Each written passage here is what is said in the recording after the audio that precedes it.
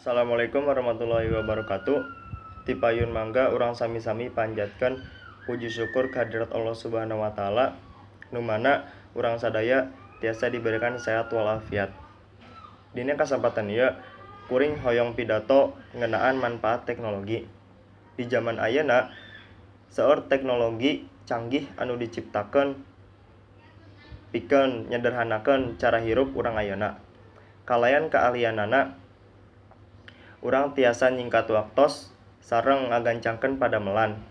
Nanging masih aya anu nampi eta sareng anu sanes karespon negatif ku sababaraha alasan. Salaku conto, teknologi anu aya sacara teu langsung ngaleungitkeun budaya urang sapopoe.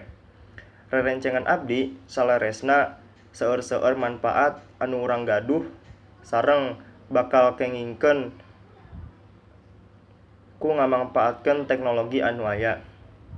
Malah internet dalit pisan sareng kahirupan urang sapopoe.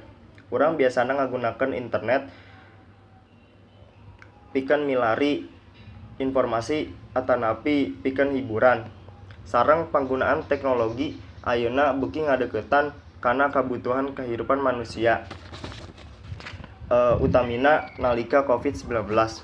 Sadaya kagiatan parantos dieureunkeun samentawis sareng peran teknologi parantos ningkat. Nanging saring teuing ngagunakeun teknologi oge ngagaduhan pengaruh negatif ku kahirupan urang sadaya. Kusabab kitu urang langkung pilih dina ngagunakeun teknologi dina kahirupan urang sadidinten.